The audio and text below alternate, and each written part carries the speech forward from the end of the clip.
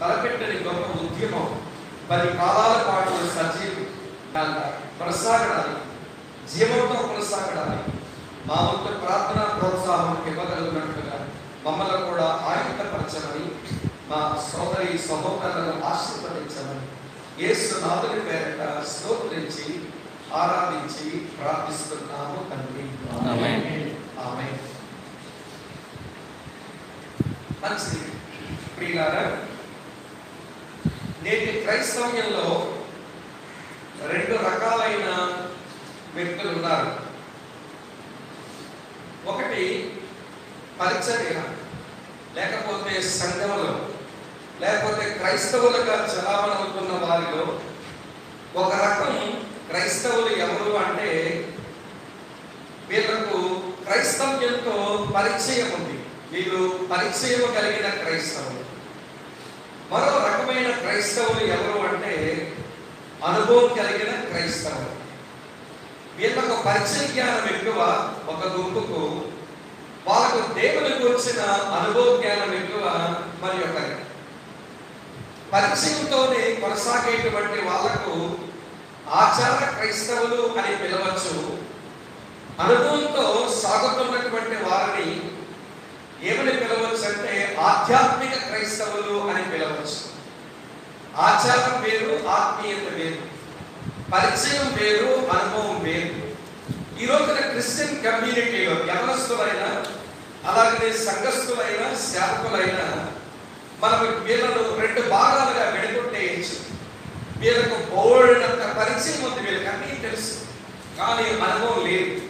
వీళ్ళను కేవలం ఆచార సంబంధమైన వాళ్ళగా మనం పరిగణించవచ్చు. రెండవ రకం వీళ్ళకి పరిచయం కాదు, వీళ్ళు ఎరిగిన విషయాలు అనుభవించిన వాళ్ళు, వీళ్ళు ఆత్మ సంబంధులు అని వారిని విభజించవచ్చు. కనుక ఆ రోజుల్లో యేసు ప్రభు భూమి మీద నుండి ఆయన పరిచర్యలు చేస్తా ఉన్నప్పుడు ఆయన వెనుక వెళుతున్న వారు పరిచయం, ఆచారంతో కట్టుబడే వాళ్ళు ఉన్నారు, అనుభవంతో ఆత్మీయతతో కట్టుబడే వాళ్ళు కూడా ఉన్నారు.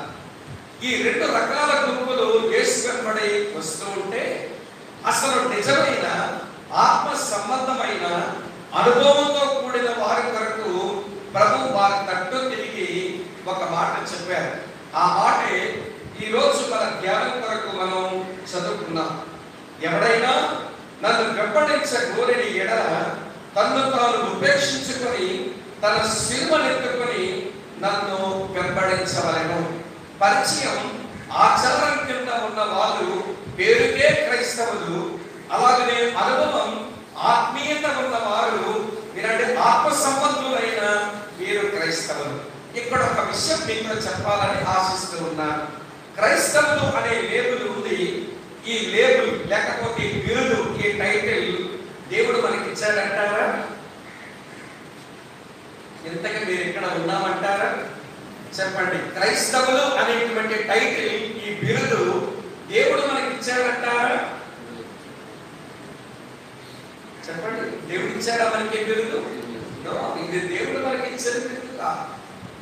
వినండి ప్రియులారా, వినండి. లోకం ఆనాటి వినండి ప్రభువుని వెంబడిస్తున్న వారిని ఎగతాళి చేయడానికి ఇచ్చిన బిరుదు క్రైస్తవులు అనే బిరుదు. మనకేమి మాయిదా రోగమో కానీ లోకం అవమానించే పేరులోనే ఆనందిస్తున్నాం. కానీ దేవుడు మనకి ఇచ్చిన బిరుదేంటో తెలుసా? డిసైపుల్స్, శిష్యులు. అది ప్రభు మనకి ఇచ్చిన బిరుదు. ప్రభు మనకి ఇచ్చిన బిరుదు శిష్యులు, లోకం మనకి ఇచ్చిన బిరుదు క్రైస్తవులు. ఒక మాట మీకు చెప్పాలి, అసలు యేసుక్రీస్తు ప్రభుకి లోకంలో కావలసింది క్రైస్తవుల, శిష్యులా? చెప్పండి. శిష్యులు. ప్రభు పోతా పోతా నా కొరకు కొంతమంది క్రైస్తవులను తయారు చేయండి, మతపరులను తయారు చేయండి, పరిచయ జ్ఞానంలో తయారు చేయండి అని ప్రభు చెప్పాల. ఆయన పోతా పోతా అన్నాడు, మీరు శిష్యులను తయారు చేయండి, నేను ఏ ఏ సంగతులు మీకు ఆజ్ఞాపించానో అవన్నీ వారికి నేర్పించండి, మీరు బైబిల్ని వారికి నేర్పించండి అని శిష్యులను తయారు చేయమన్నాడు. ప్రభువుకు కావలసింది క్రైస్తవులు కాదు, ఆచారం చేసే వాళ్ళు కాదు, అన్ని విషయాలు మాకు తెలుసులే అని పరిచయం చెప్పే వాళ్ళు కాదు. యేసు ప్రభు కావలసింది వినండి, శిష్యులు, ఆత్మ సంబంధులు, అనుభవ జ్ఞానంలోనికి వచ్చి వచ్చేవాళ్ళు. ప్రియమైన తమ్ముళ్ళు వినండి, ఫాలో క్రైస్ట్ ఫెలోషిప్ అని మీరు పేరు పెట్టుకున్నారే, మరి క్రీస్తును వెంబడించే ఒక సహవాసంగా మీరు పేరు కలిగి ఉన్నారే, మరి ప్రభువుగా కావలసింది మీరే. ఈ విషయాన్ని మీరు అర్థం చేసుకోవాలి. కనుక ప్రభు కోరుకుంటున్నది డిసైపుల్స్, ప్రభు కోరుకుంటున్నది ఆత్మ సంబంధులై వారిని, ప్రభు కోరుకుంటున్నది అనుభవజ్ఞానం కిందకు వచ్చే వారిని. అంతేగాని ఈ రోజున క్రైస్తవ సమాజంలో అన్ని విషయాలు మాకు పరిచయమే, మేము క్రైస్తవులను బిరుదు మాకుంది, మేము మతాచారాలు చాలా చేస్తాము అనుకునే వాళ్ళు ప్రభువుకు కావలసిన వాళ్ళ కాదు. కనుక ప్రభుని ఎవరిని వెంబడించి శిష్యులుగా ఉండే వాళ్ళే ప్రభువుకు కావాలి. సరే, అటువంటి మంచి టైటిల్ మీరు పెట్టుకున్నారు కనుక, మీరు మంచి మంచి వాక్యం చెప్పుకున్నారు కనుక, మీ టైటిల్లో మీరు వేసుకున్న వాక్యంలో 3 ఇంపెరేటివ్స్ ఉన్నాయి, 3 పాటించవలసిన ఆజ్ఞలు ఉన్నాయి. ఈ ఆజ్ఞలు మీరు పాటించారా? ఆ ఫెలోషిప్ లో సరైన వ్యక్తులు ఈ ఆజ్ఞలు పాటించిన మీకే రాలేదా? మీ వల్ల ఒరిగిందేమీ లేదు, మరొక క్రైస్తవ సంస్థ పుట్టింది అనుకుంటాం మేమంతే. వింటున్నారు? బోర్డని పుట్టాయి చెప్పరే, పేరుతో పాటు కలిగించబడి ఎన్ని పుట్టలేదండి ఈ దేశంలో? కోనసీమలో ఎన్ని పుట్టలేదు? పుట్టాయి, ఊడే. కనుక ఊడేది కాకూడదు, పుట్టింది అని కొన్ని కాలాల పాటు నిలవాలనంటే ఆరంభంలో ఉన్న మీరు పెట్టిన మీ వచనంలో 3 ఇంపెరేటివ్స్, 3 ఆజ్ఞలు ఉన్నాయి. ఈ ఆజ్ఞలకు మీరు కట్టుబడితే మీరండి ఇది 10 కాలాల పాటు నిలుస్తుంది. అనేక మంది యవనస్తులు బాధపడతారు, అనేకులు చెప్తారు, మా ఏమండి ఆ ఫాలో క్రైస్ట్ ఫెలోషిప్ లో అలానా అనుండేవాడండి, అతని జీవితం నా మీద ప్రభావితం చెందిందండి, పలానా అట్లుండేదండి, ఆమె జీవితం నా మీద ఇంపాక్ట్ చూపించిందండి, మా జీవితాలు ఈరోజు బాగుండాలి గల కారణం ఫాలో క్రైస్ట్ ఫెలోషిప్, అదేనండి మాకు దీవెన తెచ్చి పెట్టిందని ప్రతి సంఘంలో అంతర్వేది పరిసర ప్రాంతాల్లో అనేక మంది యవనస్తులు లేవాలనంటే ఈ 3 ఇంపెరేటివ్స్, 3 ఆజ్ఞలు ముందు మీ జీవితంలోకి రావాలి. అలాగని మీకు ఒక్కరిగా వర్తమానం ఇస్తున్నాం అనుకోకండి, సేవకులమైన మా జీవితంలో కూడా ఈ 3 ఆజ్ఞల ముందు మార్పు రావాలి. సరే, ఇప్పుడు ఆ వివరాలు 3 ఆజ్ఞలు ఏదో చెప్తారు. మొదటి ఆజ్ఞ యేసు ప్రభు చెప్పారు ఇట్లా, మత్తయి సువార్త 16వ అధ్యాయం 24వ వచనంలో ఈ మాట చదువుతున్నాను చూడండి. తన్ను తాను ఉపేక్షించుకొని deny yourself అన్నారు. నిన్ను ఉపేక్షించుకోవాలి.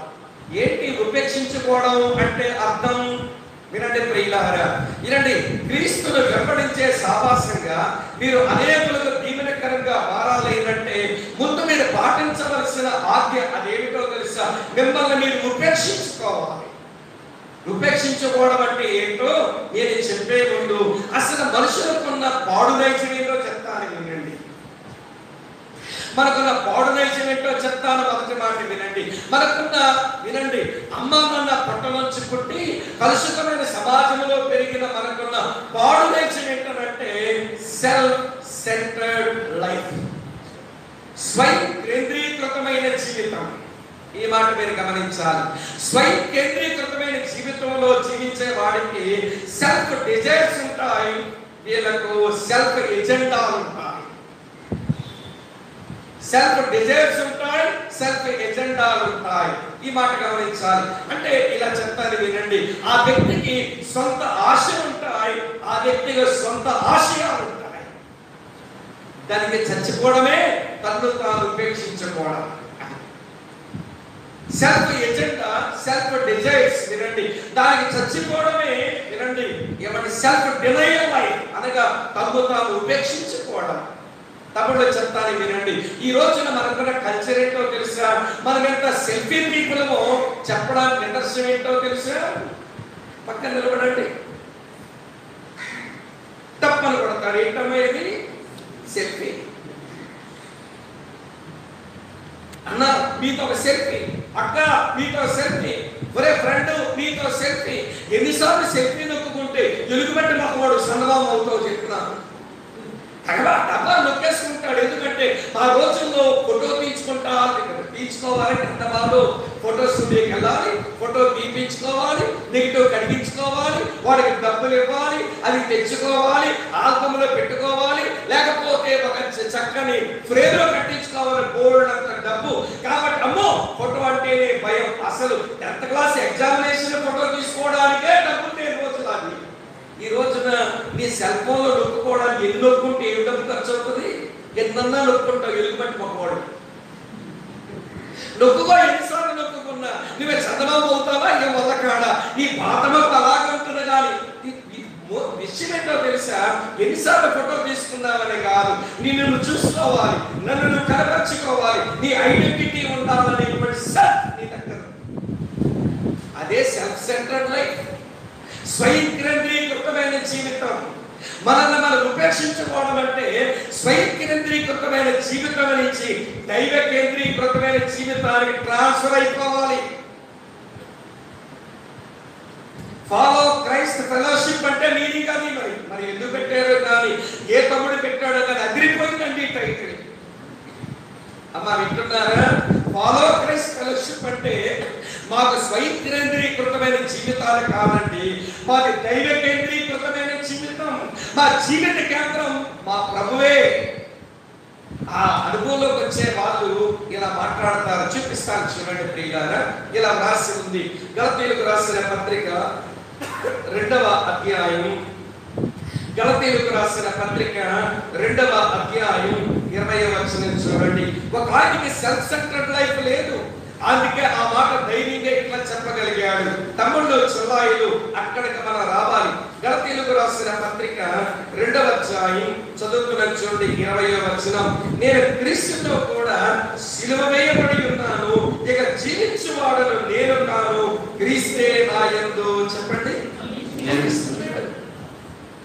జీవిస్తున్న నేను అనేది లేదు. నా సెల్ఫ్ మీద చోటు లేదు. నా స్వయానికి నేను చచ్చిపోయాను, నా స్వార్థానికి నేను సమాధైపోయాను, ఇక జీవిస్తున్నది క్రీస్తే. వినండి వినండి ప్రియులారా, అలా జీవించాను అని చెప్పేటువంటి వాడు తను ఎలా జీవించాడో ఒక దగ్గర రాశాడు. చదువుతాను చూడండి. కొరింథీయులకు రాసిన 2వ పత్రిక 5వ అధ్యాయం చదువుతున్నాను ప్రియులారా. చూడండి, ఇలా రాసి ఉంది. మీకు ఒక 15వ వచనం చదువుతున్నాను. కొరింథీయులకు రాసిన 2వ పత్రిక 5వ అధ్యాయం 15వ వచనం. జీవించువారు ఇక మీదట తమ కొరకు కాక తమ నిమిత్తము మృతి నుండి తిరిగి లేచిన వారి కొరకే జీవించుటకు ఆయన అందరి కొరకు మృతి పొందిననియు నిశ్చయించుకొనుచున్నాము. కావున ఇక మీదట నేను శరీర రీతిగా ఎవరిని ఎరగము, నేను క్రీస్తును శరీర రీతిగా ఎరిగి ఉండెను, ఇక మీదట ఆయన్ను అలాగను ఎరగము. దీనిని జీవించేవాడు నేను కాను, క్రీస్తే నాయందు జీవిస్తున్నాడు. నా స్వయం కేంద్రీకృత జీవితానికి చచ్చిపోయాను, ఇప్పుడు క్రీస్తే నాయందు జీవిస్తున్నాడు అని చెప్పిన పౌలయ్య అంటున్నాడు, ఇక నేను జీవిస్తున్నది ఎవరి కొరకో తెలుసా? నా నిమిత్తం మృతి పొంది తిరిగి లేచిన వారి కొరకే జీవిస్తున్నాను. నాకు ఇప్పుడు సెల్ఫ్ ఎజెండా లేదు, నాకు సెల్ఫ్ డిజైర్స్ లేవు, వాటికి నేను చచ్చిపోయాను. తమ్ముళ్ళే వినండి, చెల్లాయిలు వినండి, దైవ సేవకులారా వినండి. ఎవడు స్వయం కేంద్రీకృత జీవితం నుంచి దైవ కేంద్రీకృతమైన జీవితంలోకి ట్రాన్స్ఫర్ అయిపోవడమే మనల్ని మనం ఉపేక్షించుకోవడం. ఇది మొదటి మాట. నెంబర్ 2, రెండో సంగతి చెప్తాను వినండి. మనల్ని మనం ఉపేక్షించుకోవడం అని అంటే వినండి, మనందరికీ సెల్ఫ్ విల్ అనేది ఉంటుంది, స్వచ్ఛత్వం అనేది ఉంటుంది కదా. వినండి, అసలు క్రైస్తవ్యం అంటేనే స్వచ్ఛత్వానికి చచ్చిపోయి మనల్ని మనం ఉపేక్షించుకోవడం. వినండి, సాధారణంగా యవనస్తుల భాషలో ఈ పదం బాగా కనబడతా ఉంటుంది. కానీ నాన్న ఏంటట్లా తయారవుతున్నావు నువ్వు, నీ తయారవడం నాకు నచ్చడం లేదురా అన్నావు అనుకోండి, నా ఇష్టం. ఏమి ఇష్టం? నా ఇష్టం. ఈ మధ్య యవనస్తులకు ఏమొచ్చిందో కానీ మన తమ్ముళ్ళు అలా కనబడడం లేదు. కానీ మా విశాఖపట్నం, మా శ్రీకాకుళం, మా చర్చలకు వచ్చి చూడండి, వీళ్ళకి ఏం మారిదా రోగం వచ్చిందో కానీ అమ్మ వేసుకున్న ప్యాంట్లో ఇక్కడ ఒక అన్నం అక్కడ ఒక అన్నం, అదే మొదగాడు ఫ్యాషన్ తెలియదు. మా రోజుల్లో చిరిగిపోయిన నిక్కరేసుకుని వస్తే మాస్టర్ అందులో వేలు పెట్టేలా లాగేసి పోస్ట్ ఆఫీస్ ప్యాంట్ వేసుకొచ్చే సిగ్గుమాలోడా మంచి నిక్కరేసుకుని రా ఇంటికి పంపించేవాళ్ళు. ఇప్పుడు ఫ్యాషన్ ఏంటో తెలుసా? చిరిగిపోయిన ప్యాంట్లే ఫ్యాషన్. చిల్లాలు అక్కడేమనుకోకుండా దండ పెడతా నీకు. ఈ ఆడవాళ్ళకే మాయిదారు రోగం వచ్చిందో కానీ ఈ జబ్బలు చిరిగిపోతున్నాయి ఈ మధ్యన. ఎక్కడ కట్టింగు ఎక్కడ కట్టింగు. ఆడపిల్లలండి ఎవరస్తులు జబ్బలు చూపిస్తున్నారు. ఆ వెనకాలేమో వినండి ప్రియుల వీపు చూపించుకుంటున్నారు. ఆడపిల్లలు ఎంత ఒప్పిడిగా ఉంటే అంత మర్యాద అంత గౌరవం ఉంటుంది కదా. మరి ఆడపిల్లలకి ఏమొచ్చింది ఈ రోజు ఎవరస్తులకి? ఒళ్ళు చూపించుకుంటున్నారే ఫ్యాషన్. ఏంటి పిల్లలు నా ఇష్టం అనేది తమ్ముళ్ళు వినండి, సాటనిక్ స్లోగన్, డివైన్ స్లోగన్ కాదు. దెయ్యపు యొక్క ఏమండి ఎవరి మాటని దేవుని మాట కాదు, నా ఇష్టం. ఈ మధ్య క్రాఫ్లు కూడా మా తమ్ముళ్ళు భలే మారుస్తున్నారు. ఇలా ఎక్కడ ఎక్కించుకుంటారు, ఇలా ఇట్టెక్కించుకుంటారు, మధ్యలో ఉంచుకుంటారు కోడి చుట్టూ పువ్వు క్రాఫ్ అట. ఏమిట్రా ఈ ఫ్యాషన్ అంటే? విరాట్ కోహ్లీ అన్నా, ఆ కోహ్లీ గారు డబ్బులు గడించుకుంటున్నాడు క్రికెట్ ఆడి. నువ్వు జుట్టు కత్తిరించుకుంటే 3,500 నీ జుట్టు, అక్కడే నీ క్రాఫ్ 300 లాగుతున్నాడు ఆడు. ఫ్యాషన్ కటింగ్ అని. మామూలు క్రాఫ్ వేసుకుంటే 30 రూపాయలు అయిపోద్ది. స్టైల్ క్రాఫ్కి వెళ్ళేవాడు 300 రూపాయలు ఎగిరిపోద్ది. నీకు గుండు కొడుతున్నాడు ఆడు మధ్యలో, ఏదో బెరకలా వచ్చి మధ్యలో కదా. ఎందుకు రా ఆయన ఎట్లా అన్నావు అంటే నా ఇష్టం, నా ఇష్టం.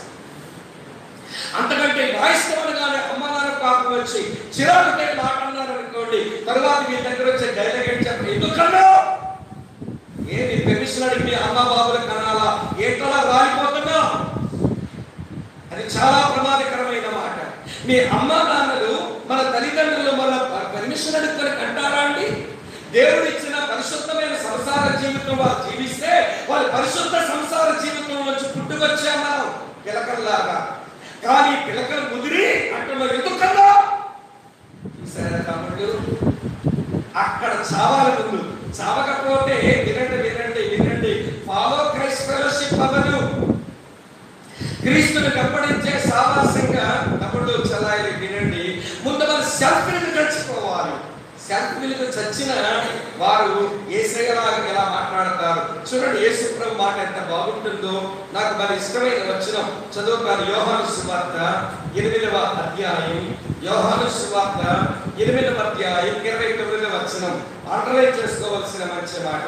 యేసయ్య అన్నాడు, నన్ను పంపిన వాడు నాకు తోడై ఉన్నాడు, ఆయన ఇష్టమైన కార్యం నేను ఎల్లప్పుడూ చేయదును కనుక ఆయన నన్ను ఒంటరిగా విడిచిపెట్టాడు. తమ్ముడు గుడ్ న్యూస్ వినండి. ఏటో తెలుసా గుడ్ న్యూస్ వినండి, మన దేవునికి ఇష్టమైన కార్యం ఎల్లప్పుడూ చేద్దాము. ఆయన ఎప్పుడు మనల్ని ఒంటరిగా విడిచిపెట్టాడు. ఆయన చిత్తం చేద్దాం. వినండి వినండి, ఆయన ఇష్టం నెరవేర్చుదాం. నా జీవితంలో ఆయన ఇష్టం నెరవేర్చడమే నాకు ప్రధానమైన పని అండి అనే మాట ఏ తమ్ముడు ఏ చెల్లి ఏ యవనస్తుల జీవితంలో వస్తుందో వాళ్ళు తమ్ము తాను ఉపేక్షించుకుంటూ బతుకుతున్నారు. సెల్ఫ్ సెంట్రల్ లైఫ్ నుంచి విడుదల పొందాలి, సెల్ఫ్ నుంచి కూడా విడుదల పొందాలి, స్వయం కేంద్రీకృత జీవితం నుంచి విడుదల పొందాలి, స్వచ్ఛత్వం నుంచి కూడా విడుదల పొందాలి. మూడో మాట చెప్తాను, మనలను ఉపేక్షించుకోవడం అంటే ఏంటో. మూడో మాట ఏంటో చెప్తాను వినండి ప్రియులారా. మనం సెల్ఫ్ నాలెడ్జ్ నుంచి విడుదల పొందాలి. అందరికీ ఎంతో కొంత జ్ఞానం ఉంటుంది, కానీ నీ జ్ఞానం మీద నీ బుద్ధి మీద ఆధారపడదు. ఈ రోజున ఎవరొస్తున్న ట్రెండ్ ఎట్లుందంటే తమ్ముళ్ళు వినండి, అమ్మా నాన్న ఏదో చెప్పారు నీకే తెలుసు. నిమ్మకాయ పులుసు నీకు తెలిసినంత ఏంటి? నిమ్మకాయ పులిసే. మాకు తెలిసిందేంటో తెలుసా? పావు తినడం తెలుసు. అదేనండి నూడిల్స్ పావు. అమ్మ నాన్న కట్టారని నీకే తెలుసు నిమ్మకాయ పులుసు. మాకు ఎంతో తెలుసు. ఏంటి తెలుసురా? నేను ఎక్కడున్నామో తెలుసా? పోస్ట్ మోడర్న్ ఏజ్ లో కంప్యూటర్ యుగం దాటి టెక్నాలజీ నేర్చుకొని నేను చాలా తెలిసిన వాళ్ళమైతే మాకు ఎంత బుద్ధి ఉందో అనుకుంటారు. మంచిదే, నీకు అంత బుద్ధి ఉంటే నీ బుద్ధిలో వినండి, నీ బుద్ధిలో నాగరికత సంస్కారము సంస్కృతి ఉంటే బాగుంటుంది. కానీ బుద్ధి చాలా ఉంటున్నావు, కానీ నీ బుద్ధి చూస్తే అంత వంకరగానే ఉంది. వినండి, ఒక దైవ సేవకుడు ఇంటికి వచ్చాడు. ఏమంటే భక్తి నేర్చుకున్న 9 రోజుల్లో ఒక సేవకుడు వచ్చాడంటే కూర్చుని ఉండాలంటే బయట నిలబడి 5-6 వందనాలంటే కూర్చోండి అమ్మ నాన్నని పిలుస్తాము అనేటువంటి పిల్లలు నేను చూశాను. కానీ ఈరోజు పాస్టర్ గారు వస్తే మా తమ్ముడు ఎక్కడికి వచ్చి ఉంటారు? పాస్టర్ గారు బాగుందా? కాలు మీద కాలు వేసుకొని ఇట్లా కాలుతాడు. చివరికి చుట్టం వస్తే వెంటనే గదిలోకి వెళ్ళిపోతాడు. పలకరించదు కూడా. క్రైస్తవుడు అంకుల్, క్రైస్తవుడు ఆంటీ బాగున్నారా, మీరు రావడం సంతోషం, కూర్చోండి, డాడీ మమ్మీని పిలుస్తాను. ఇంత నమ్రత, ఇంత మర్యాద, ఇంత రెస్పెక్ట్ ఇవ్వడం ఏమైనా వచ్చిందా? మరి బుద్ధి చాలా బాగా పెరిగినప్పుడు మరి బుద్ధి ఎందుకు ఇంత వంకర టెంకరగా ఉంది? మరి సాటి మనుషులు గౌరవించడం రావట్లా? వినండి, ఒక దైవ సేవకుడు గౌరవించడం రావట్లా? వినండి, ఒక దైవజనుడిగా భయపడడం రావట్లా మనకి? అంటే మన స్వబుద్ధి పాడైందనే కదా అర్థం. అందుకనే మనల్ని మనం ఉపేక్షించుకోవడం అంటే సెల్ఫ్ విజ్డమ్ నుంచి మన ముందు విడుదల పొందాలి. అందుకని సొలొమోను ఈ మాట అన్నాడు. తమ్ముడు చూడండి ఏమన్నాడు. సామెతల గ్రంథం 3వ అధ్యాయంలో, సామెతల గ్రంథం 3వ అధ్యాయంలో మంచి మాట మీ కొరకు చదువుతారు. ఇది కూడా అండర్లైన్ చేసుకోవాల్సిన వచనమే యవనస్తులకి. సామెతల గ్రంథం 3వ అధ్యాయం 7వ వచనం, నేను జ్ఞానిని కదా అని నీవు అనుకోవద్దు అన్నాడు. 7వ వచనంలో. 5వ వచనంలో అంటాడు, నీ స్వబుద్ధిని ఆధారం చేసుకొనక అన్నాడు. నీ స్వబుద్ధిని ఆధారం చేసుకోవద్దు, నీవు జ్ఞానిని అని అనుకోవద్దు. స్వబుద్ధిని ఆధారం చేసుకొని తన జ్ఞానం మీద ఆధారపడే రెహబాము ఇశ్రాయేలీయులను 2 ముక్కలు చేసి పడేశాడు. తమ్ముళ్ళు, తన స్వబుద్ధి మీద ఆధారపడిన రెహబాము, తన జ్ఞానిని అనుకునేటువంటి రెహబాము ఈ ముసలివాళ్ళు పెద్దోళ్ళు ఇచ్చిన సలహాలు తీసుకోవడం మానేసి ఇశ్రాయేలు దేశాన్ని 2 ముక్కలు చేశారు. ఈ రోజు 2 ముక్కలు కలవడం లేదు. ఆ రోజు ఒక యవనస్తుడు చేసిన పొరపాటు, ఇశ్రాయేలు దేశం 2 ముక్కలు కాగా ఇశ్రాయేలు యూదులు ఈ రోజు కలవని పెద్ద శత్రువులు అయిపోయారు. తమ్ముళ్ళు, don't depend on your self wisdom. నీకున్నటువంటి సుబుద్ధి మీద, నీకున్నటువంటి జ్ఞానం మీద నీవు ఆధారపడద్దు. దైవ జ్ఞానం మీద ఆధారపడద్దాం. పెద్దలు ఇచ్చే సలహా తీసుకుందాం. మనల్ని మనం ఉపేక్షించుకోవడం అంటే free from self centred life. మొదటి మాట చెప్పాను, ఫ్రీ ఫ్రమ్ సెల్ఫ్ కి స్వచ్ఛత నుంచి విడుదల. 2వ మాట చెప్పాను. 3వ మాట ఫ్రీ ఫ్రమ్ సెల్ఫ్ విజ్డమ్. 3వ మాట చెప్పాను. 4వ మాట చెప్తాను వినండి. మనల్ని ఉపేక్షించుకుంటూ బతకడం అంటే 4వ తలంపు, నీ సొంత బలం మీద ఆధారపడ. Free from your self might అంట. సెల్ఫ్ మైట్ అంటే నీకు బలం ఉంటుంది, నీ బలం మీద ఆధారపడద్దు. సాధారణంగా యవనస్తులకి కొంచెం కండ పడుతుంటది కదా మనకి. కండ పట్టడం అంటే తెలుసా? తింటున్న భోజనం, తర్వాత చేస్తున్నటువంటి జిమ్ ఎక్సర్సైజులు, కొంచెం కండ పట్టగానే చూస్తావు కదా కండ అని, ఇది కండ కావరం ఎక్కువైపోతుంది. కొంతమంది యవనస్తులకి ఇది బాగా ఎక్కువ ఉంటుంది, కండ కావరం అంటావు దీన్ని. నేను కూడా ఇవాళ స్పోర్ట్స్ మ్యాన్, నాకు కూడా తెలుసు. మనకు కండ పెరుగుతుంటే అంత రాలుగా అయితే అంత ఒల్లిరి పట్టుతాం నిలుస్తుంటాడు. ఏదో కుదురు నిలబడదా, తనకి ఏం ఆయుధ రోగం వచ్చింది, ఎక్సర్సైజ్ కలుగుతుందండి బాడీ. మనకి కనబడాలి అందరికి ఏంటి? 6 ప్యాక్. ఈ 6 ప్యాక్ మట్టిలో పోతరాని 6 ప్యాక్ కనబడా సోడుగా 6 ప్యాక్ అంటో కండలు తిప్పుతాడు, ఒళ్ళు ఇస్తాడు. నీకు ఎంత కండ ఉన్న విషయం చెప్పేదా? ఎవరికో అంటే డెంగ్యూ తాగుడుతాడు, దొంగ చచ్చేవాడు. నీకు ఎందుకు రాలిపోతున్నావు? నేను చంపడానికి డెంగ్యూ చాలు తమ్ముళ్ళు, మరి చంపేయడానికి డెంగ్యూ చాలు, డబ్బు తెచ్చిపోతావు. మరి కండందరితో రాలిపోకూడదట. కండ బలాన్ని నమ్ముకుంటే మనం సిగ్గుపడవలసి వస్తుంది. నేను ఎరుగుతానండి. నా క్లోజ్ ఫ్రెండ్ స్పోర్ట్స్ లో, నేను ఆంధ్ర యూనివర్సిటీకి టేబుల్ టెన్నిస్ ఆడతాను. నా కాళ్ళు లేడీ కాళ్ళ లాగా మూమెంట్ అవుతాయి, అంత స్పీడ్ మూమెంట్ ఉంటాయి నా కాళ్ళకు. అందుకే టేబుల్ టెన్నిస్ యూనివర్సిటీకి ఆడారు 3 సంవత్సరాలు. యూనివర్సిటీ బ్లాజర్ వాడుకుని నా పార్ట్నర్ ఉండేవాడు, వాడు కూడా చాలా బాగా ఆడతాడు. కానీ వాడుకున్న బలహీనత ఏంటో చెప్పన, డిగ్రీ చదువుతున్న కాలంలోనే గర్ల్స్ తో ఫ్రెండ్షిప్లు. నేను యేసు ప్రభువుని నమ్మి మా ఊరు విడిచిపెట్టి ఇంట్లో వాళ్ళు గెంటేస్తే నేను విజయనగరం వచ్చేసరికి గర్వంగా వాడు చెప్పాడు, నా ఖాతాలో నెంబర్ ఎంత పడిందో చెప్పనా అన్నాడు. ఏంట్రా నెంబర్ అంటే 18. డిగ్రీ ఫైనల్ ఇయర్ 18 మంది ఆడపిల్లలతో నీకు అక్రమ సంబంధమా? 18 అని చెప్పాడు. నేను అన్నాను, నాగేష్ ఇది నీకు చాలా ప్రమాదం అని, నీ సువార్త జరిగితే నువ్వు మఠంలోకి పోయావురా, నువ్వేదో వైరాగ్యం మాట్లాడుతున్న లైఫ్ ఎంజాయ్ చేయాలరా అన్నాడు. 18 ఈవెన్ పెళ్ళైన ఆడవాళ్ళు లెక్క కూడా ఉంటాడు దగ్గర. ఆంటీలతో సంబంధం అండి వీడికి, పెళ్ళైన ఆడవాళ్ళతో సంబంధం అండి. ఆ సిగ్గుమాల ఆడవాళ్ళు, అలాగే సిగ్గులేదో పనికి వాళ్ళ ఆడవాళ్ళు, వగలమార ఆడవాళ్ళు. వినండి, ఈ జీవితాన్ని కూరదోశారు. ఒకరోజు విజయనగరంలో మహారాజా హాస్పిటల్లో బెడ్ మీద ఉన్నాడు. వాళ్ళ అన్నయ్య వచ్చి అంటాడు, ఒరే మా నగేష్ బాగులేదురా, ఒక్కసారి చూడరా అంటే హాస్పిటల్కి వెళ్ళి చూసేసరికి వినండి, నేను పోల్చుకు ఉంగరాల జుట్టు ఎగిరిపోయింది, మంచి మంచి ఫిజిక్ అంతా ఎగిరిపోయింది. అందుకన్నా నీ 6 ప్యాక్ వల్లకాట్లో పోతానే మాట. అందుకన్నాను ఇవన్నీ మంచాన్ని కట్టుకొని ఉన్నాడు. నేనేమో ఎక్కడున్నాక మా నగేష్ తిరుగుతుంటూ పోల్చుకోలేకపోయాను అని పిలుస్తున్నాడు. నన్ను స్వరం ఎక్కడుంది లేదు. చర్మం అంతా ఎముకలు కట్టేసింది. ముడుచులు మాత్రమే కనబడుతున్నాయి, వెంట్రుకలన్నీ ఊడిపోయాయి. వినండి, రాకూడని రోగం వచ్చిందంటే వీడికి మంచం పట్టాడు. నేను చూసి ఒరే నగేష్ ఏంటి ఎట్లా అయిపోయావంటే వాడి నోట్లోంచి వచ్చిన మొదటి మాట ఏంటో తెలుసా?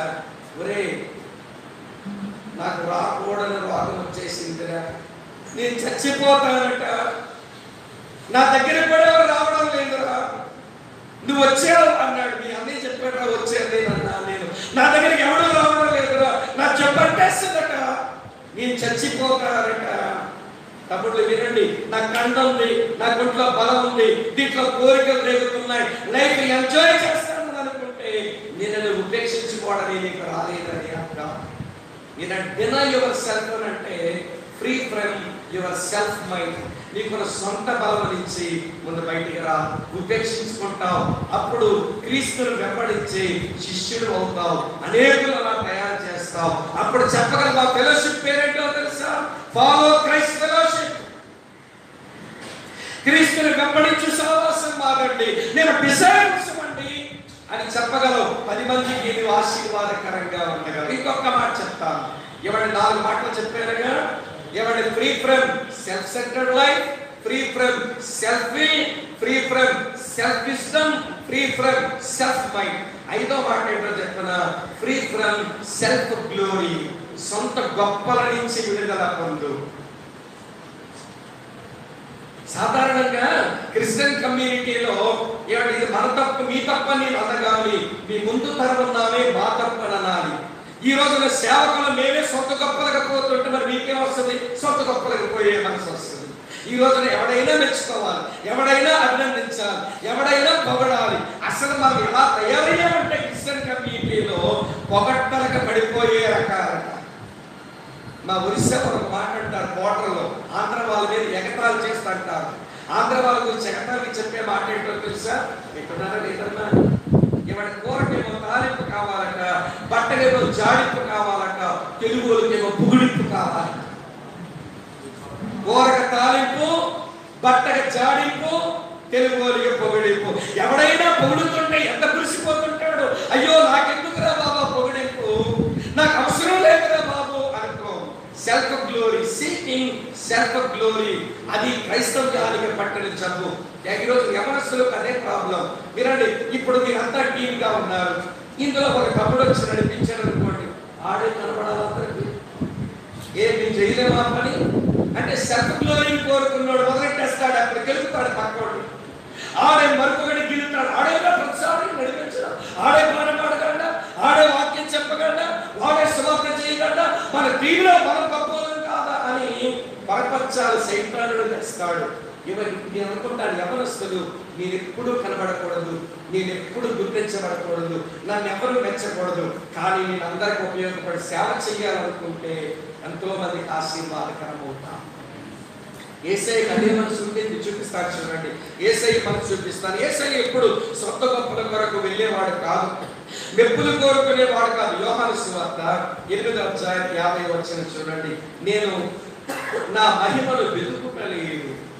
I never sought for my self glory. నా సొంత మహిమను వెతికేవాడిని కాదు, నేను నా సొంత మహిమను వెతికేవాడిని కాదు. నా గొప్పొద్దు, నా గుర్తింపొద్దు.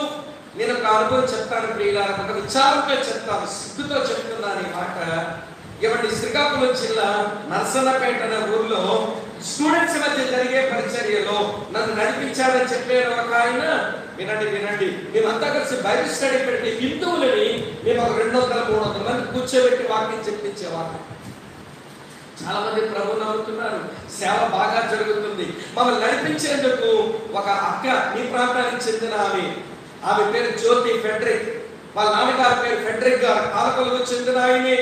ఏమండి, మంచి లోకల్ చర్చ్ మెంబర్, మా ప్రాంతానికి వచ్చేసారని సర్వేరుగా పనిచేస్తారు. వాళ్ళ అమ్మాయి వినండి ప్రియులారా, ఎంకామ్ PhD చేసింది. ఎంకామ్ తర్వాత కామర్స్ లెక్చరర్, ఇప్పుడు మా డిగ్రీ కాలేజ్ ప్రిన్సిపాల్ మా అక్క. ఆవిడేమో తమ్ముడు బైబిల్ స్టడీ తీసుకోవడానికి అన్న వచ్చాడరా, మీరు కొంచెం టిఫిన్ తిండి అని నన్ను ప్రభువులో నడిపించేవాడే ఆ కుర్రోడికే చెప్పేవాడు.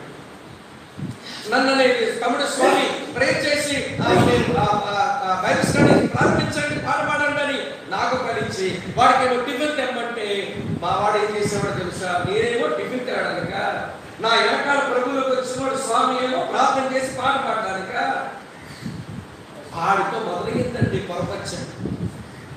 బిడ్డలో చెప్పన, విద్యార్థుల మధ్య చెప్పని 100 మంది మారే ఒక అద్భుతమైన మూమెంట్ ఈరోజు మామూలులో లేదండి. ఆ రోజు వచ్చిన గొప్పలకు, ఆ రోజు వచ్చిన గుర్తింపులకు వచ్చిన గొడవల వలన మొక్కలైపోయారని లీడర్స్ అంతా ఈరోజు చర్చలు కూడా అలాగే ఏడుస్తున్నాయి. గొప్పల కొరకు, గుర్తింపుల కొరకు కొట్లాడుకునేటువంటి వాళ్ళ మధ్య ప్రేమ లేక, ఐకమత్యం లేక, సమాధానం లేక, సేవ లేక అలాగే కొట్లాడుతున్నారు సేవ సంఘాల్లో.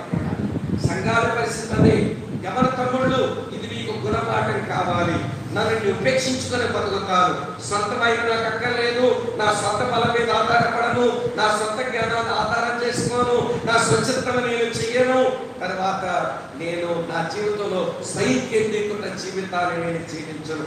దేవుని కేంద్రీకృతమైన జీవితం, దేవుని చిత్తము చేయడం, దేవుని మీద ఆధారపడ్డం, దేవుని బలం మీద ఆధారపడ్డం, చివరికి నా జీవితంలో దేవుని మహిమ కొరకు బ్రతకడం, అది నేర్చుకుంటాను అనేదే మన మాట అయితే మొదటి ఆజ్ఞ నెరవేర్చిన వారు అవుతారు. ఆజ్ఞ పేరు తన్ను తాను ఉపేక్షించు. ఇంకెంతో వివరించగలను కానీ సమయం లేదు కనుక ముగిస్తున్నాను.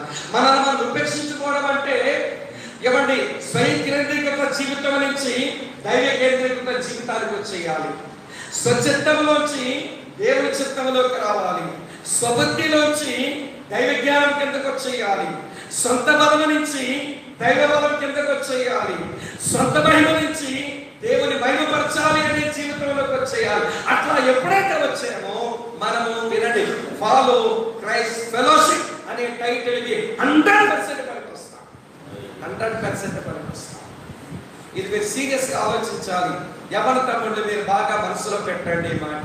సెకండ్ కమాండ్మెంట్, సెకండ్ ఇంపెరేటివ్, ఆ వచనంలో మీరు పెట్టుకున్న వచనాల్లో రెండవ ఆజ్ఞ ఏమిటి అంటే సిలువనెత్తుకోండి. క్యారీ యువర్ క్రాస్, మీ సిలువనెత్తుకోండి అన్నాడు. మీరండి, సిలువ 3 అర్థాలు జ్ఞాపకం చేస్తాను వినండి. మొదటి సిలువ ఇది ఆకారపు సిలువ, గుడి మీద పెట్టాము, తర్వాత ఉంగరం మీద వేయించుకున్నాం, అవసరమైతే మెడలో గొలుసులో కూడా వేయించుకున్నాం. ఇది ఇమేజ్ క్రాస్, దీంట్లో ఏమి లేదు. కొంతమంది క్రైస్తవులు కూడా ఎరుగుదలు కరెంట్ ఆరిపోయింది వచ్చింది అనుకోండి, వాళ్ళ ఉంగరం మీద ఉన్న సిలువను అది ముద్దులు పెట్టేస్తున్నారు. అక్కడేదో బలర్సింది, ఒక మీటింగ్ లో బలి అరుస్తుంటే ఈ సిస్టర్ గారేమో పుస్తకాల మీద క్రాస్ ఉందట, అది తీసుకొని చుక్కు చుక్కు ముద్దులు పెట్టేస్తున్నారు. అందులో ఏముంది? అది ముఖ్య ఆకారపు సిలువే, దాంట్లో ఏమి లేదు. గుడి మీద పెట్టిన ఏమీ లేదు, ఒక్కర మీద పెట్టిన దాంట్లో ఏమీ లేదు.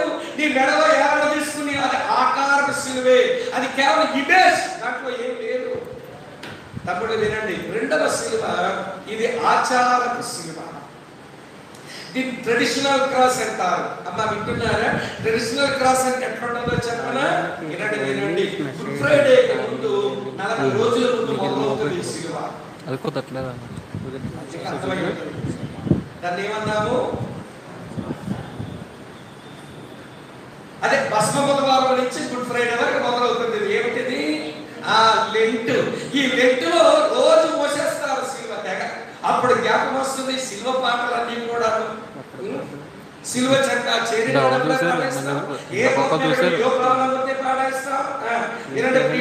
రాజులకు రాజేరాగి విపుని పూజ చేయడానికి 2 పాడే. అబ్బో 40 రోజులు తెగ మోసేస్తారు సిలువ. ఎవరి పవిత్రమైన రోజు ఆరాధనకు వచ్చి ఊరు వస్తున్నాడు తమ్ముడు. ఒరే, నాకు రోజు గట్టిగా అర్థం పట్టావు, ఏమరా తాగొచ్చినట్టున్నావు ఆరాధన కంటే. అయ్యగారు యేసయ్యని సిలువేశారు, దుఃఖం వచ్చి తాగేశారు అయ్యగారు. ఆచారం సిలువ మోసినోడు అలాగే ఉంటాడు. ఒరే బాబు, చేస్తే చేశావు, కానీ ఈ రోజు మళ్ళీ ఆదివారం రావద్దు, ఇట్లా రావద్దు అంటే ఆదివారం మరింకు పోసరైపోయి వచ్చేసాడు మనోడు. ఏదో ఈరోజు ఎట్లా వచ్చామంటే యేసయ్య తిరిగి లేచే సంతోషం ఎక్కువయ్యాడు, గంటలు ఎక్కువ వేశారు. సిలువేసిన ఒక పెద్ద పునరుత్థానం రోజు డబల్ కట్ చేసుకుని వచ్చాడట. వీడు మోసిన సిలువ వినండి, ఆచారపు సిలువ. వినండి, ఆకారపు సిలువ ఆకారంలో కనబడుతుంది, ఆచారపు సిలువ లెంటులో మనకు కనబడుతుంది. ఈ రెండు తమ్ముళ్ళు మనం మోయాల్సింది. వినండి, ఫాలో క్రైస్ట్ ఫెలోషిప్. మీరు సిలువను మోయడానికి తీర్మానించుకున్నారు. మీ సిలువ ఏంటో తెలుసా? దాని పేరు స్పిరిచువల్ క్రాస్, ఆధ్యాత్మిక సిలువ. ఆధ్యాత్మిక సిలువ. దీనికి 3 అర్థాలు ఉన్నాయి, చెప్తాను వినండి. ఆత్మ సంబంధమైన సిలువకు మొదటి అర్థం ఏంటో తెలుసా? వినండి, సఫరింగ్, శ్రమ పడ్డ. వినండి, మీ దేవుని కొరకు ప్రాంతాల్లో పనిచేస్తాం, సువార్తను ప్రకటిస్తాం, పేదవాళ్ళను ఆదరిస్తాం, బైబిల్ స్టడీలు పెట్టుకుంటాం, సంఘాలకు వెళ్తాం, సేవ చేస్తాం అనుకుంటున్నారే. వినండి వినండి, శ్రమలు ఎదురవుతాయి. అవమానించిన వాళ్ళు ఉంటారు, ఎగతాళి చేసిన వాళ్ళు ఉంటారు, మేము బాధ పెట్టిన వాళ్ళు ఉంటారు. మీరేమనుకోవాలి తెలుసా? అసలు శ్రమ పడ్డమే భాగ్యం అనుకోవాలి. కానీ ఆ పాస్టర్ గారు ఈ మాట అనేసారు, ఆ పాల్గొనమ్మ ఈ మాట అనేసింది, ఈ సంఘ పెద్ద మమ్మల్ని బాధ పెట్టాడని మీరు పెట్టుకున్న ఉద్యమాన్ని ఆపితే మీరు లక్ష్యం లేని సహవాసం అవుతారు. మీరు శ్రమ పడ్డానికే ఈ ఫెలోషిప్ పెట్టుకున్నారని గుర్తించండి.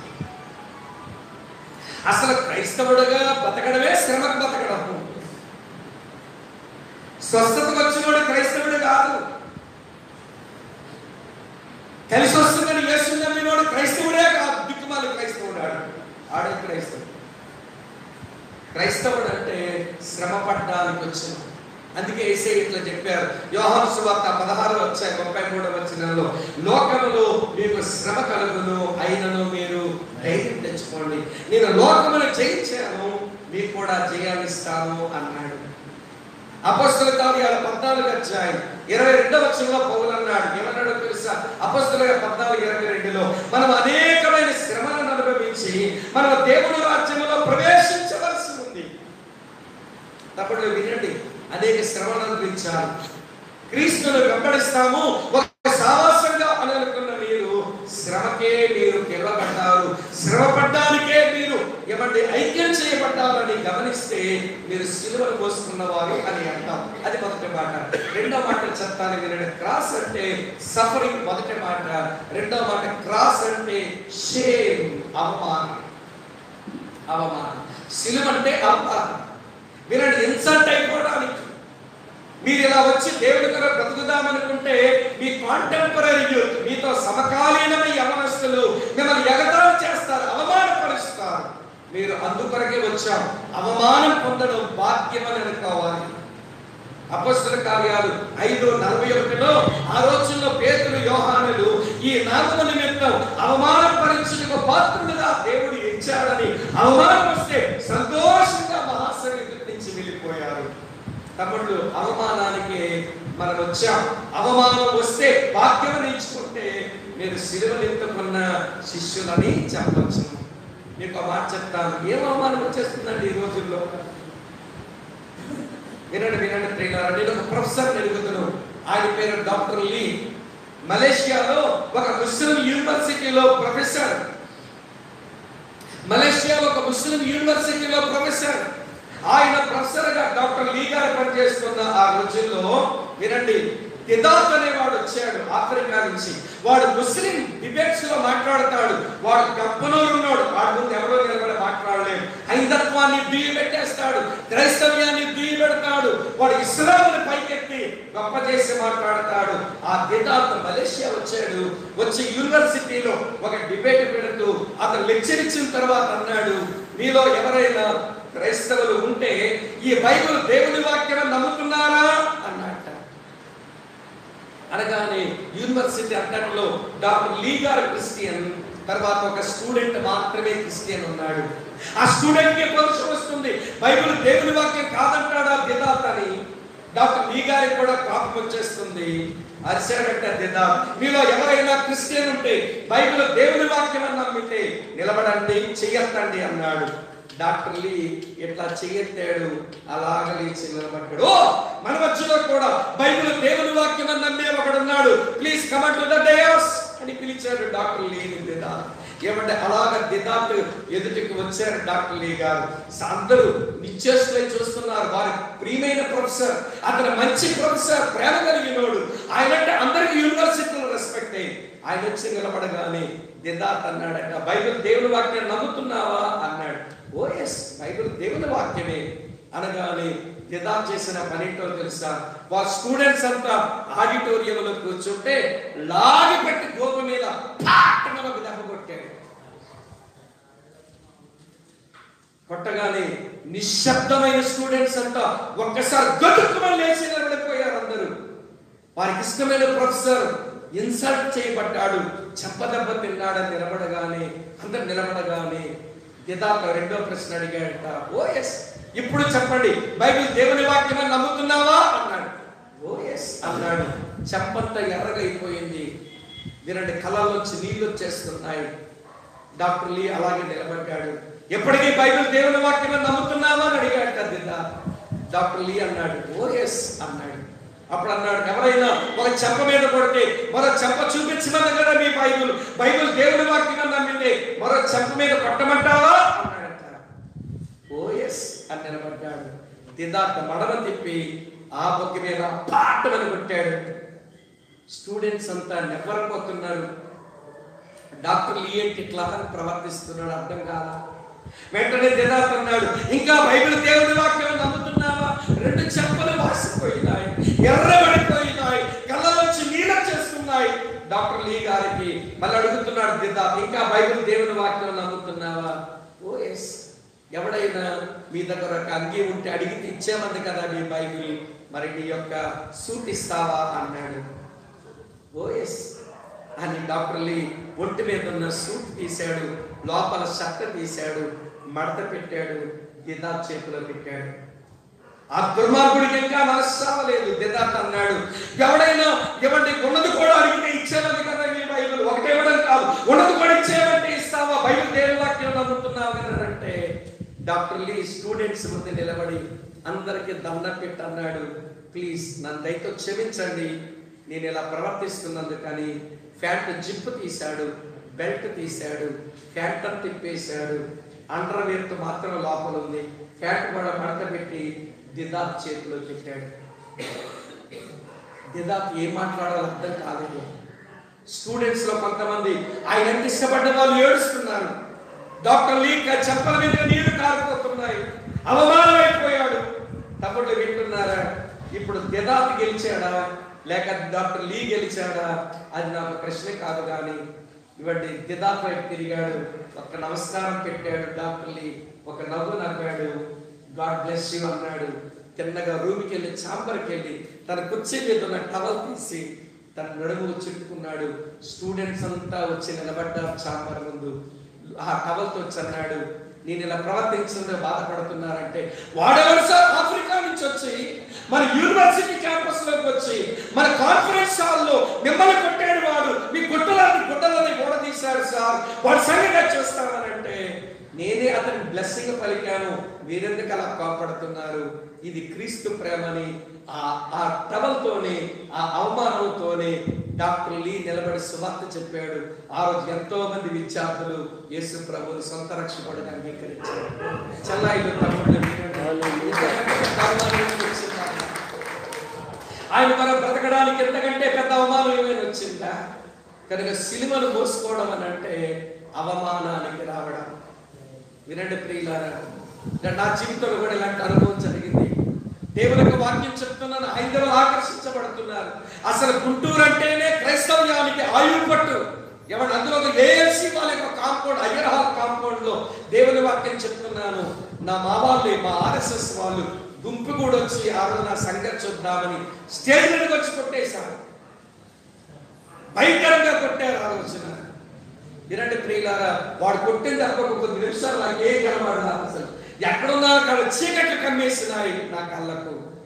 ఏమండి, ఏఎల్సి క్రైస్తవులందరూ అంటున్నారు, గుంటూరు వాళ్ళు మన కాంపౌండ్లోకి వచ్చి, మన హయ్యర్ హాల్ క్యాంపస్ లోకి వచ్చి మన పిలుచుకున్న స్పీకర్లు కొడతారా వీళ్ళు సంఘం చూద్దామని మనలో కూడా లేచారు. వాళ్ళ కుటుంబాలు ఎలాగపోయారు కానీ రేపు నా సంఘం చూస్తానన్నారు. కానీ మనలో ఆపుకోవడం నాకు కష్టమైంది. కానీ ఒక విడ్డోలని చెప్పినట్టు కానీ ఆ అవమానం కొంతమంది రక్షణకు కారణమైంది. నాకు అది గొప్ప బహుమానం అని అనుకుంటాను. అలాంటి దెబ్బలు ఎన్నికన్నా మంచిది అనిపిస్తుంది నాకు. అలాంటి అవమానాలు వెళ్ళిపోతున్నా సంతోషం అనిపిస్తుంది. కనుక తమ్ముళ్ళు, సిలువను మోసుకోవడానికి మీరు తీర్మానించుకుంటున్నారు. సిలువ శ్రమ, సిలువ అవమానం. మూడవ మాట చెప్తారు. క్రాస్ అంటే మూడవ అర్థం చచ్చిపోవడం. Cross is nothing but death, చచ్చిపోవడం. తమ్ముళ్ళు వినండి, మేము సిలువనెత్తుకొని మేము వినండి శిష్యులమై మేము వినండి మంచి సావాసంగా అంతర్వేది పరిసర ప్రాంతాల్లో బ్రతుకుతామని మీరు అనుకుంటే మీరు చావడానికి ఈ ఫెలోషిప్ పెట్టుకున్నారు. చావడానికి అదేంటి బ్రదర్, శుభం కోర పిలుగుడు కంటే పండిట్లో బోడికలు అన్నట్టు నేను శుభమని మా ఫెలోషిప్ పరిచయం చేసుకుందాం సేవకులతో, మీరు సేవ చేద్దామంటే చచ్చిపోవడం ఏంటంటారా? లేదు లేదు తమ్ముడు, చావేంటో చెప్తున్నా. కానీ ఎలా చచ్చిపోయాడో చెప్తున్నాడు. చదువుతాను చూడండి. 1 కొరింథీ పత్రిక 15వ అధ్యాయం ముగింపుకు వస్తున్నాను. 1 కొరింథీ పత్రిక 15వ అధ్యాయం చదువుతాను 31వ వచనం. 1 కొరింథీ 15:31 చూడండి. సహోదరులారా, మన ప్రభు అయిన క్రీస్తు యేసునందు మిమ్మల్ని గూర్చి నాకు కలిగి ఉన్న అతిశయముతోడు నేను దినదినము చనిపోవచ్చున్నానని చెప్పుచున్నాను. దినదినము చనిపోవచ్చున్నాను. పాపం, దురాశలు, చెడ్డ కోరికలు, చెడ్డ స్నేహాలు, చెడ్డ మాటలు, లేకపోతే అశ్లీలమైన మాటలు ఆనందించడం ఏవేవో ఉన్నాయి నా యవ్వన జీవితంలో. నేను దినదినము చనిపోవచ్చున్నానంటే వాటిలో ప్రతి దానికి ప్రతిరోజు మనం చనిపోతే అప్పుడు మనం సిలువ మోసుకుంటున్నట్టు లెక్క. ఇంతకంటే ఎక్కువ చెప్పలేము. తను తాను ఉపేక్షించుకోవాలి మొదటి మాట. రెండవ మాట సిలువను ఎత్తుకోవాలి రెండవ మాట. ఇది మీరు రాసుకున్న వాక్యమే, నేను చెప్పేది కాదు. నేను కొంచెం ఎక్స్ప్లెయిన్ చేస్తున్నాను అంతే. ఇది మా తీర్మానం. ఫాలో క్రైస్ట్ ఫెలోషిప్ వారి యొక్క తీర్మానం ఇది. అందుకనే ఆ పరిచయం నేను మీరు చేస్తున్నాను. మీరండి తను తాను ఉపేక్షించుకున్నట, సిలువను ఎత్తుకున్నట. 2 ఇంపెరేటివ్స్. థర్డ్ ఇంపెరేటివ్, మూడవ ఆజ్ఞ తెలుసా? క్రీస్తును వెంబడించుట. Follow Christ. నిన్ను ఉపేక్షించుకో. తర్వాత వినండి ప్రియులారా, నిన్ను సిలువనెత్తుకో. మూడవ మాట క్రీస్తును వెంబడించు. క్రీస్తును వెంబడించడం అంటే క్రీస్తు మన ముందు కొన్ని అడుగు జాడలు మిగిల్చాడట. అడుగులో అడిగేసుకుంటూ పోదాం. ఎలాంటి అడుగులు మిగిల్చాడు చదువుతాను చూడండి తమ్ముడు. 1 పేతురు 2వ అధ్యాయం 21వ వచనం ఇట్లా ఉంది. క్రీస్తు కూడా మీ కొరకు బాధపడి మీరు తన అడుగు జాడల యందు నడుచుకున్నట్లు నీకు మాదిరి ఉంచిపోయాడు. ఆయన ఒక మోడల్ వదిలేసి వెళ్ళిపోయాడు. ఆయన మాదిరిలో తమ్ముళ్ళు వింటున్నారా? ఆయన మాదిరిలో ప్రాముఖ్యమైనది, అతి ప్రాముఖ్యమైనది సాక్రిఫైస్, సమర్పణ. అంటే సమర్పణ. చాలా చెప్పొచ్చు అతని మోడల్లో, నాకు ఇప్పుడు టైం లేదు. కానీ వినండి, ఆయన మన ముందు మిగిల్చి వెళ్ళిన మాదిరి సమర్పించుకోవడం. పౌలు తిమోతికి అదే చెప్పాడు. ఏమని చెప్పాడో తెలుసా ప్రియులారా? 1 తిమోతి పత్రిక 2వ అధ్యాయం 5వ వచనాల్లో చూస్తే ఆయన తన్ను తానే సమర్పించుకున్నాడు. తన ఆత్మను తండ్రికి అప్పగించాడు. తన ప్రాణాన్ని విడిచిపెట్టాడు. తన శరీరంలో ప్రతి రక్తపు బొట్టు కార్చాడు. తమ్ముళ్ళు చల్లారి వినండి, చివరిగా తన శరీరాన్ని కూడా అప్పగించుకున్నాడు. నీ రక్షణ కొరకు, నీ యొక్క నిత్యత్వం కొరకు, నీ జీవితం మార్పు కొరకు తను తాను సమర్పించుకున్నాడు. కనుక ఫాలో క్రైస్ట్ ఫెలోషిప్ వాళ్ళు మీరు క్రీస్తును వెంబడిస్తున్నారు అంటే నిన్ను నీవు సమర్పించుకోవాలంటే, నిన్ను నీవు సమర్పించుకోవాలి. ఫర్ హిస్ కాజ్, ఆయన సంకల్పము కొరకు, నీ ద్వారా ఆయన జరిగించుకోవాలనుకున్న ఆయన సంకల్పము కొరకు వినండి, నిన్ను అర్పించుకో. ఒక్క మాట ఆరంభంలో చెప్పిందే చెబుతున్నాను. ప్రొఫెసర్ ఈనక్ గారి ద్వారా విద్యార్థుల మధ్య ఆ మూమెంట్ ఆరంభమైతే ఆ మూమెంట్ లో పని చేయడానికి ఒక యవనస్తుని పట్టుకున్నారు. ఆ యవనస్తుని పేరు జోసెఫ్ అభిషేకరన్.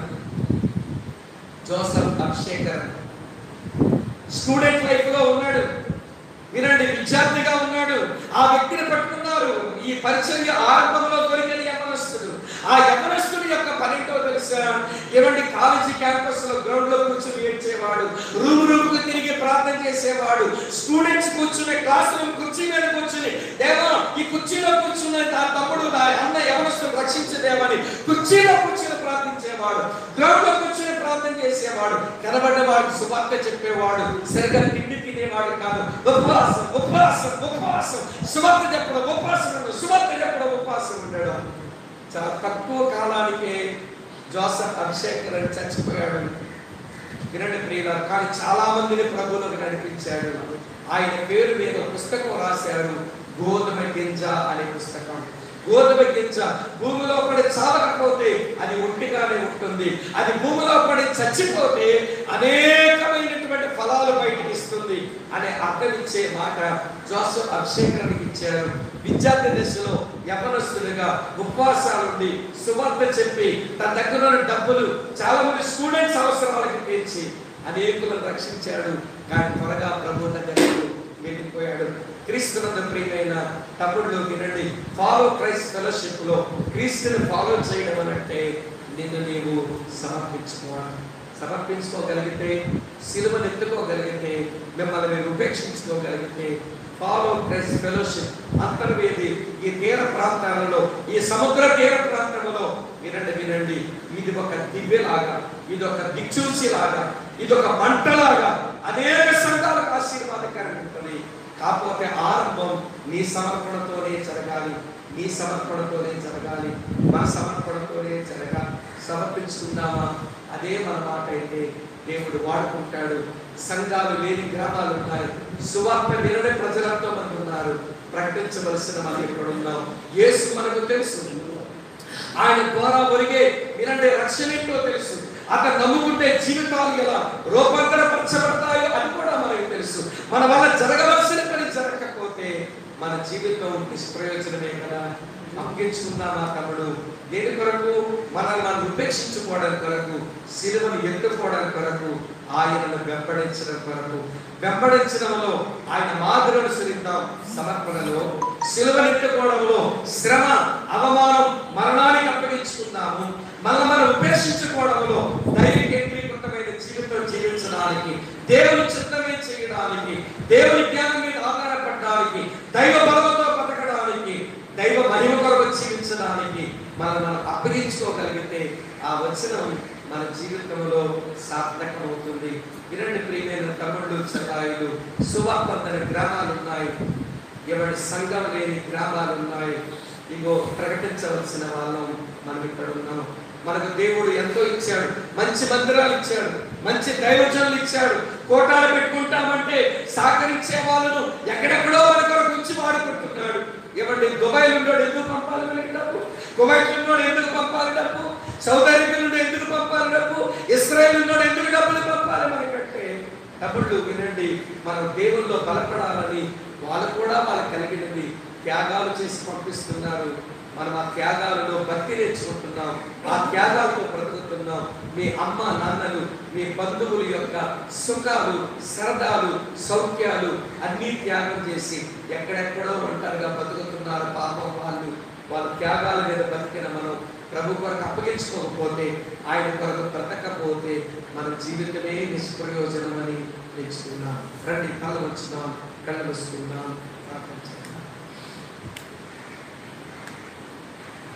కలుసుకుందాం. ప్రతి గొప్ప విషయానికి ఆరంభం ఒక చిన్న ప్రారంభమే. ఫాలో క్రైస్ట్ ఫెలోషిప్ ఇది ఒక చిన్న ప్రారంభం. దీని భవిష్యత్తులో ఎన్ని గొప్ప విషయాలు ఉన్నాయో. గడ్డ గొప్ప సావాసం అమెరికా దేశాన్ని కులిపేసింది. విశాఖపట్నం తీర ప్రాంతంలో ఆరంభించబడిన విద్యార్థుల మధ్య పరిచర్య ప్రపంచ దేశానికే ప్రయోజనం అందించింది. అంతర్వేదిలో ఆరంభించబడిన ఫాలో క్రైస్ట్ ఫెలోషిప్ మరి ఏ గొప్ప విజయం కొరకు దేవుడు పెట్టాడో మనకు తెలియదు. ఇది అర్థం చేసుకుంటే ఇందులో ఉన్న తమ్ముడు చెల్లి ఈ మాటకు కట్టుబడు, నిన్ను ఉపేక్షించుకో, సిలువను ఎక్కుకో, ఆయన వెంబడించడానికి తీర్మానించు.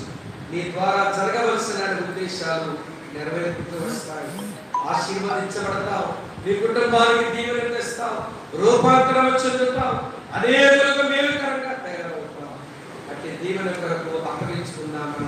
చూడండి, సువార్త లేని గ్రామాలు ఎన్నో, సంఘం లేని గ్రామాలు పల్లెలెన్నో ప్రకటించవలసిన మనం ఇక్కడే ఉన్నాం.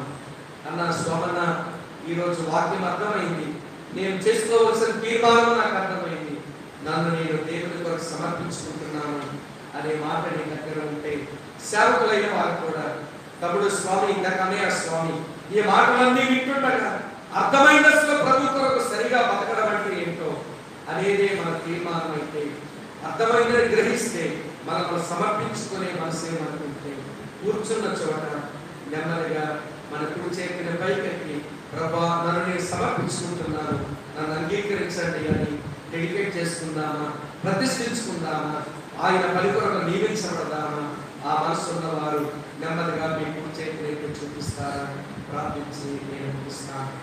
వందనాలు చెల్లి, వందనాలు సోదరు, వందనాలు తమ్ముడు, వందనాలు వందనాలు దేవచంద్రుడు. ఎవరెవరికి చూడవద్దు తెలుసు, ఎవరెవరికి చూడవద్దు. ప్రార్థన చేసుకున్నాను. చేతులు చూపిన వారు ఉన్న పాటను అలా లేచి నిలబడతారా? చేతులు చూపిన తమ్ముళ్ళు, దైవచంద్రుడు, అక్కలు, చల్లాయిలు అలా లేచి నిలబడతారా? ప్రార్థన చేద్దాం, ప్రార్థన చేసుకుందాం, డెడికేట్ చేసుకుందాం, డెడికేట్ చేసుకుందాం. ఈ పాట వింటూ, ఈ పాటలోని మాటలు గ్రహిస్తూ మీకు మీరు ప్రార్థన చేసుకోండి, ప్రభు ప్రకటించుకోండి. ఇది మా సావాసానికి థీమ్ సాంగ్. దేవుడు మాకు అనుగ్రహించిన పాట. ఆ పాటే పాడతారు. ఆ పాటలోని మాటలు ఆలోచిస్తూ మిమ్మల్ని మీరు మీ సంఘాల కొరకు, మీ చుట్టూ సమాజం కొరకు, మీ కుటుంబాల కొరకు ప్రతిష్ఠించుకోవాలని కోరుతా ఉన్నా. ఇంకెవరైనా ఉంటే ఈ పాట ముగించేలోగా ఒక తీర్మానంలోకి రావాలని కోరుతా ఉన్నాను.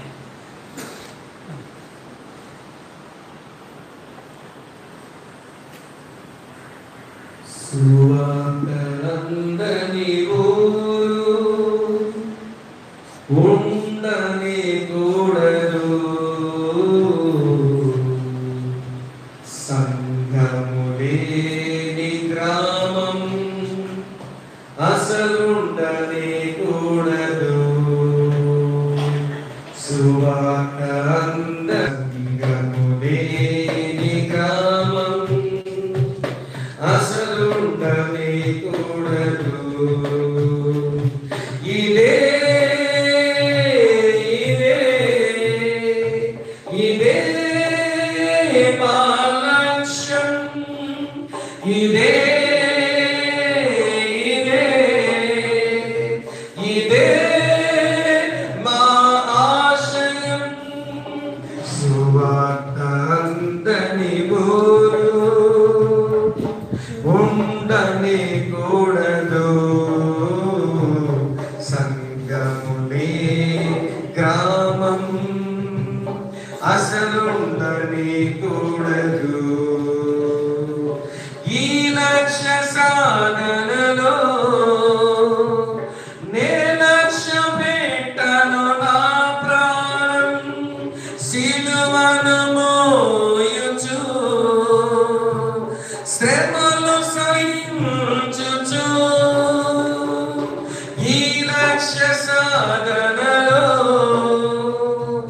నే లక్ష్య పెట్టను నా ప్రాణం, సిలువను మోయుచు శ్రమలు సహించుచు. సాగెదను మొలు ముందుకు, చాటెదను శుభవార్తను, సాగెదను మొలు ముందుకు, చాటె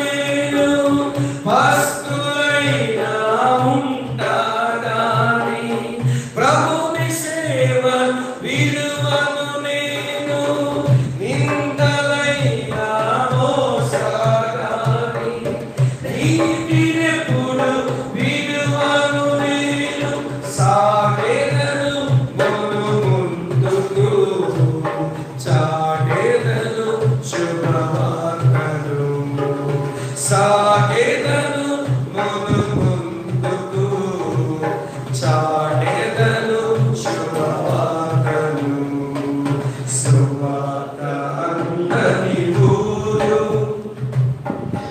ఉండని కూడదు సంగములే ఈ గ్రామం అసలు ఉండని కూడదు ఇదే ఇదే ఇదే మా లక్ష్యం ఇదే ఇదే ఇదే మా ఆశయం ఇదే ఇదే ఇదే మా లక్ష్యం ఇదే ఇదే ఇదే మా ఆశయం. ప్రియమైన తండ్రి, మీకు వందనాలు. ఈ సమయం మాకు యాదృచ్ఛికంగా అకస్మాత్తుగా వచ్చింది కాదు, మీ ప్రణాళికలో మీరు మాకు ఇచ్చారు. వాస్తవానికి మీ దాసుడు మా సోదరుడు ప్రసాద్ గారు నిలబడి నీ పక్షంగా సేవ చేయాలి. మరి ఎందుకో నన్ను తను బలవంతం చేసి ఇక్కడకు నడిపించాడు. దేవా, కనికరించుము. మీ పక్షంగా మీరు ఏం చెప్పమన్నారో ఆ మాటలన్నీ దాచుకోకుండా నా సోదరులకు మీ సేవకులకు ప్రకటించాను. కనికరించు నాయన. తాము ఉపేక్షించుకోవడానికి, సిలువనెత్తుకోవడానికి, నిన్ను వెంబడించడానికి, నీ సేవ చేసి నిజ శిష్యులుగా బ్రతకడానికి తీర్మానించుకున్న మా ప్రియులు నా ముందు నిలబడ్డారు. ఒక్కొక్కరిని పేరు పేరున మీరు ఆశీర్వదించదు, నీ సేవకులను మీరు దీవించు నాయన. ఈ ప్రాంతానికి మీరు అనుగ్రహించిన ఒక యూత్ మూమెంట్ని బట్టి మీకు స్తోత్రం నాయన. ఈ రోజున మేము దీన్ని ఆరంభిస్తూ ఉండగా 10 కాలాల పాటు ఇది పదిలంగా కొనసాగి అనేక ఆత్మల సంపాదన కొరకు నాయన ఈ బృందాన్ని మీరు వాడుకోవాలని ప్రార్థన చేస్తున్నాను. వారు ఎక్కడున్నా, ఏ పని పాటలు చేసుకుంటున్నా దీని కొరకు ప్రార్థిస్తూ దీని పనిని ముందుకు తీసుకుని వెళ్ళే కృప బిడ్డలందరికీ మీరు దయచేయాలని మీకు నేను మనవి చేస్తున్నాను. ప్రభు, మీరు కనికరించండి, ఆశీర్వదించండి.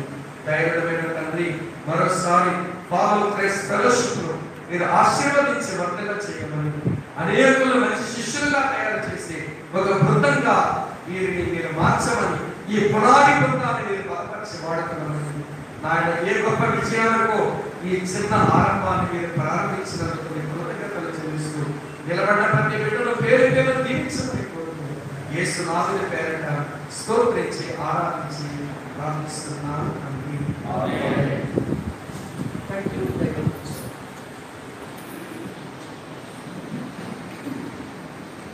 దేవుని నామమున మరొకసారి వందనాలు చేసే సమయంలో టీమ్ సభ్యులందరినీ కూడా ముందుకు రావాలని ప్రేమగా ఆహ్వానిస్తున్నాం. ఇప్పుడు ముగింపు ఘట్టంలోకి వచ్చినాక లోపును ప్రతిష్ఠ చేసిన తర్వాత ప్రార్థన ఆశీర్వాదంతో మనం ముగించుకుందాం. సమయంలో యూత్ సభ్యులందరూ ఇంచుమించు 42 మెంబర్స్ ఇంచుమించు ఉన్నారు. ఇందులో వారందరికీ చదవాలని ఇష్టపడ్డాను, కానీ సమయం లేదు కనుక మీరందరూ కూడా ముందుకు వచ్చినట్లయితే లోపును మనం ఓపెన్ చేసి ప్రార్థన ఆశీర్వాదంలో ఈ యొక్క కోరికను పొందాం. దయచేసి అందరూ కూడా రావాలి. ప్రార్థనా పూర్వకంగా ఈ యొక్క లోపును మనము ఓపెన్ చేద్దాం. మీ అందరి కొరకు కూడా దైవ సేవకులు ప్రార్థన చేసి మిమ్మల్ని పరిచర్య కొరకు ప్రతిష్ఠించాలని ఇష్టపడుతున్నారు. అపోస్తలుల ప్రకారముగా 13వ అధ్యాయంలో 2వ వచనంలో మాటలు కనబడుచున్నారు. వారు ప్రభువును సేవించుచు ఉపవాసము చేయుచుండగా పరిశుద్ధాత్మ నేను బర్నబాను పౌలును పిలిచిన పని కొరకు వారిని నాకు ప్రత్యేకపరచునని వారితో చెప్పాను. అంతటా వారు ఉపవాసం ఉండి ప్రార్థన చేసి వారి మీద చేతులుంచి వారిని పంపేది. ఈ సమయంలో దైవ సేవకులు వేదిక మీద లేచి నిలబడండి. ఈ సమయంలో దైవ సేవకులు పిఎస్ స్వామి గారు ప్రార్థన చేసి ఒక లోగోను ప్రతిష్ఠిస్తారు. అదేవిధంగా ఎవరి అందరినీ కూడా పరిచర్య కొరకు ప్రతిష్ఠిస్తారు.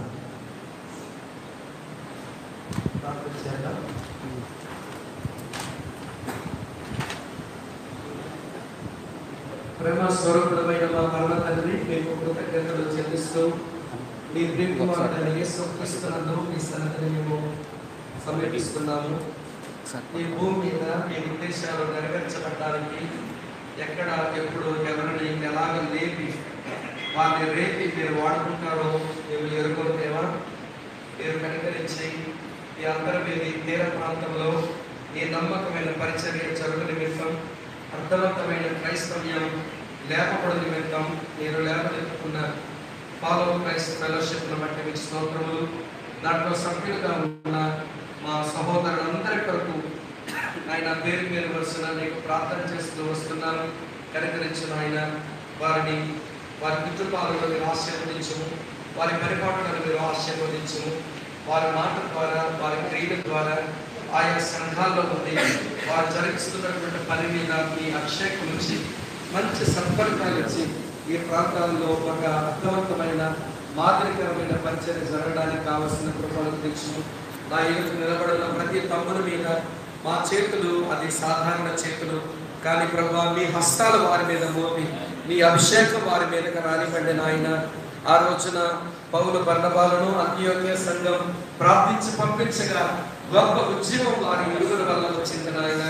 అలాగనే యెహోషువ మీద నాయన ఆ మోషే అలాగనే అహరోనులు చేతులుంచి సేవకు ప్రతిష్ఠించిన కారణం చేత ఒక గొప్ప సేవకుడుగా తను మారి ఎంతో ప్రయోజనాన్ని తెచ్చాడు.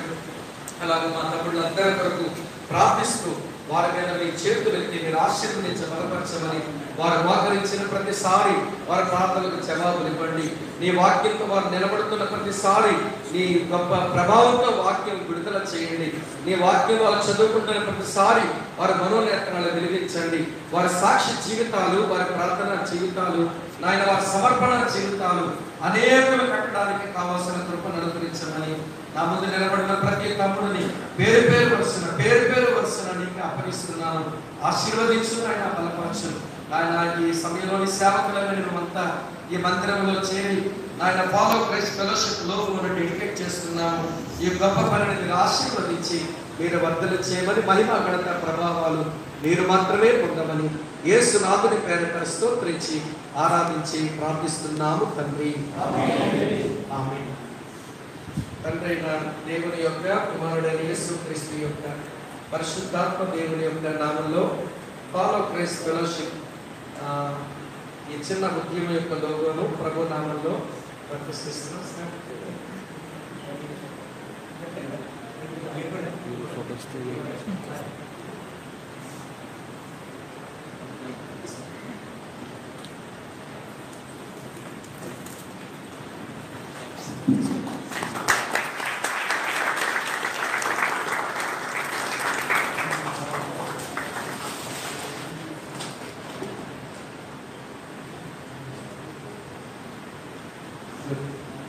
ఫాలో క్రైస్ట్ ఫెలోషిప్ 5వ వచనం 16-24 రాష్ట్రపతి రిజిస్టర్డ్ 203/18.